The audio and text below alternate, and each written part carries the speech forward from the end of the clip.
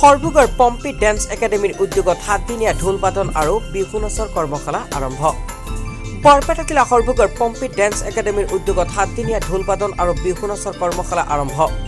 সৰভোগৰ শংকৰদেৱ শিশু নিকেতনত অনুষ্ঠিত হোৱা কৰ্মশালাত মুখ্য প্ৰশিক্ষক হিচাপে অসম গৌৰৱ বিহুৱাৰ ৰঞ্জিত গগৈ, ধনকলীয়া উপাধি সন্মান খ্যাত ঢোলৰ উজা সোমনাথ বৰা, আন্তঃৰাষ্ট্ৰীয় খ্যাতিসম্পন্ন বিহুৱাৰ ঋতুপন কছাৰী, আন্তঃৰাষ্ট্ৰীয় খ্যাতিসম্পন্ন বিহুৱাৰ দেৱজ্যোতি নাথ, অসম বিহুৱতী পাটমদৈ অসম গৌৰী 24, DY বিহুৰাণী 21, নিৰ্জুমা কাকতি আৰু প্ৰশিক্ষক হিচাপে ঢুলীয়া তথা বিহুৱা অমৰজ্যোতি ৰায়, নামনি বিহুৱতী শ্ৰেষ্ঠ ঢুলীয়া 21 যুগলজ্যোতি বৰুৱা, সহ প্ৰশিক্ষিকা হিচাপে বৰ বিহুৱতী কীৰ্তিপ্ৰিয়া দাস উপস্থিত থাকিব।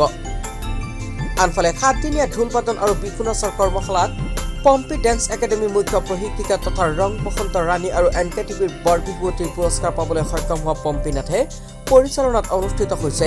বৰ বিহুৱতী বৰষাৰাণী বেজবৰুৱা এই কৰ্মশালাটোৰ উদ্যোক্তা। এই কৰ্মশালাটোত 250 জনতকৈ অধিক প্ৰশিক্ষাৰ্থীয়ে প্ৰশিক্ষণ ল'বলৈ উপস্থিত আছে। আমি প্ৰত্যেকগৰাকী একোগৰাকীকৈ অসমীয়া, গতিকে অসমীয়া হিচাপে আমি বিহুটোক লৈ গৌৰৱ অনুভৱ কৰোঁ। প্ৰত্যেকগৰাকী অসমীয়া বিহুৰ স্বাভিমান হৈছে।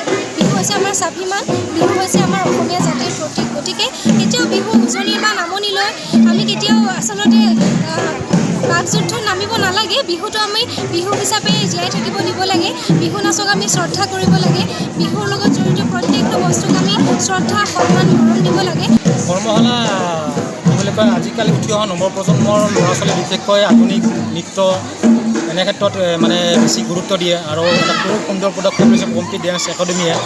বিহুৰ নাচৰ প্ৰতি গুৰুত্ব দিছে আৰু উঠি অহা নতুন প্ৰজন্মক বিহুৰ প্ৰতি আকৃষ্ট কৰাৰ কাৰণে এই কৰ্মশালা আয়োজন কৰা হৈছে। চেষ্টা কৰিছোঁ অনাগত দিনত আৰু ভাল কৰ্মশালা অনুষ্ঠিত হ'ব। নতুন নতুন উঠি অহা ল'ৰা ছোৱালীয়ে বিহুৰ বিষয়ে আৰু বিহু নাচৰ বিষয়ে ঢোলৰ বিষয়ে ভালকৈ বুজিব পাৰিব। সৰভোগৰ পৰা শহীদুল আলীৰ ৰিপৰ্ট, DA 365।